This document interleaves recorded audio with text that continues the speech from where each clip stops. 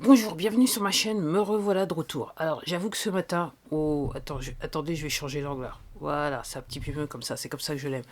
Donc, j'avoue que ce matin, en fait, ça fait 2 jours que je suis en train de penser que peut-être que je devrais faire une série sur des recettes simples que je fais.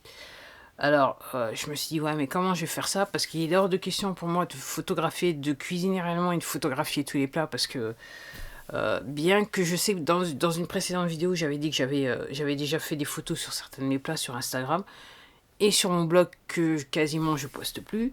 Mais ce matin, j'étais sous la douche et je me suis dit, voilà comment je vais faire. Donc en gros, je vais faire peut-être par groupe d'aliments. Alors, c'est une série que je vais créer sur cette chaîne qui n'a rien à voir avec peut-être ce que je faisais, bien que c'est la série va s'appeler Les recettes simples. Je sais pas combien de volets il y aura, mais c'est des recettes simples. Alors, aujourd'hui, on est le 5 avril 2020. Je fais cette série au regard du contexte actuel. Moi-même étant dans une situation où, vu que j'ai plus quasiment plus de, j'ai plus de revenus qui viennent, donc en gros, il faut faire avec des bouts de chandelle, c'est le cas de le dire. Donc en gros, je me suis dit, je vais faire cette série. Alors, euh, pourquoi j'appelle ça d'abord, je vais dire, d'abord, je suis végétalienne, je suis végane, donc c'est aussi simple que ça.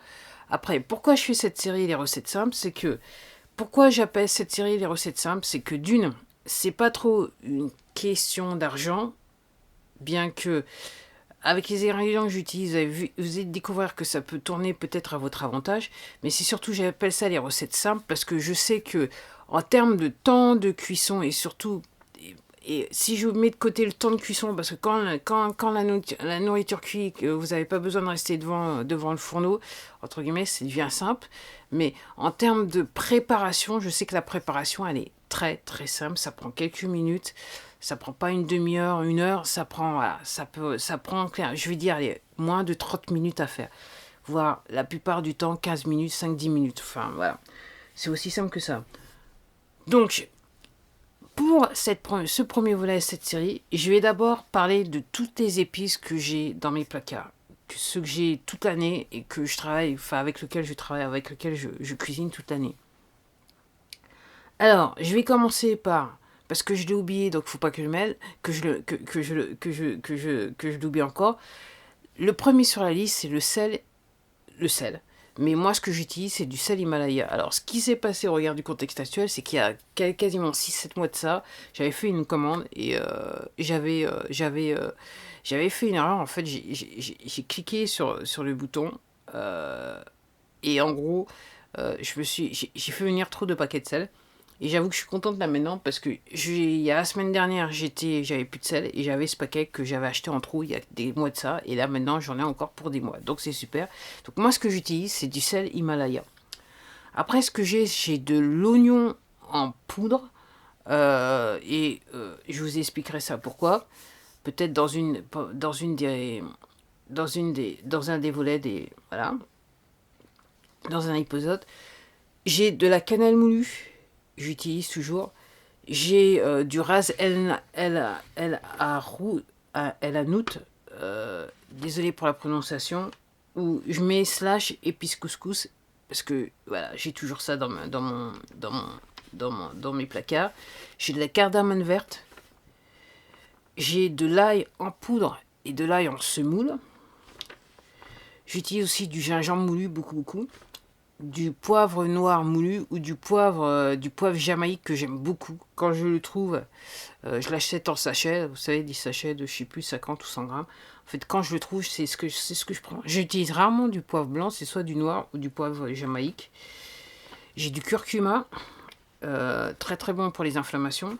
Du curry, euh, de la coriandre moulue.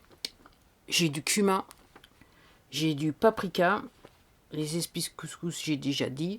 J'ai du garam masala, quand je vais du côté de l'Inde, on va dire ça comme ça. De la noix de muscade, du piment concassé, du basilic que j'ai pour les recettes italiennes, du bouillon de légumes que j'utilise souvent, et du persil.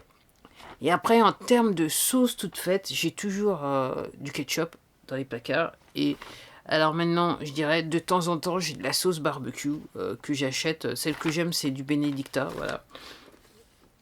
Mais entre guillemets, j'avais goûté la sauce... alors je fais de la pub pour personne, la sauce barbecue Paul Newman, et franchement, elle est délicieuse. Elle est très très chère, mais elle est délicieuse. Mais malheureusement, je ne trouve plus du côté de mon champ. Donc voilà les épices avec lesquelles je cuisine au quotidien. Alors, l'histoire de ma série Les recettes simples, je vais vous donner les ingrédients. Après, les ingrédients dans le 16, les ingrédients de base. Mais je vais peut-être pas aller dans le détail des épices tout le temps dans les recettes, en sachant que moi, ce que ce que je veux faire dans cette série, c'est que vous expliquer qu'il y a une combinaison d'aliments de base qui vont faire que quand vous allez sortir de table, vous n'allez pas avoir faim, vous allez trop pu, c'est le cas de le dire. Après, la manière dont vous voulez préparer les aliments de base, je vais le laisser quelque part à votre petit soin. Peut-être qu'il y aura des cas où je vais vous expliquer ce que je mets moi quand je les prépare, mais après, vous n'êtes pas obligé de le suivre à la lettre. C'est à vous de voir en fonction de... Parce qu'il y a des gens qui aiment manger très épicé, comme moi, et très fort en termes de piment. J'aime le piment, j'aime plutôt aller dans la version forte que la version légère ou médium. Après, tout dépend de vous. C'est à vous de voir comment vous voulez réellement faire vos assaisonnements par rapport aux aliments que la combinaison d'aliments que je vais vous expliquer. Après, c'est à vous de voir. Après, pourquoi je fais cette série, je répète, c'est au regard des circonstances actuelles. Surtout, j'avoue que je cuisine comme ça depuis plus de 5 ans. Donc voilà, en étant vegan. Alors après, vous ayant dit ça, c'est pas que je veux, entre guillemets, vous obliger à devenir vegan, mais ce que je suis en train de vous dire, c'est que après, vous avez peut-être pas vraiment besoin de changer, si vous ne souhaitez pas, de changer vos habitudes alimentaires, bien que pour votre santé, je vous le recommande, mais il se peut que, voilà, il se peut que par rapport je dirais, aux aliments de base que vous avez habitude de manger, il se peut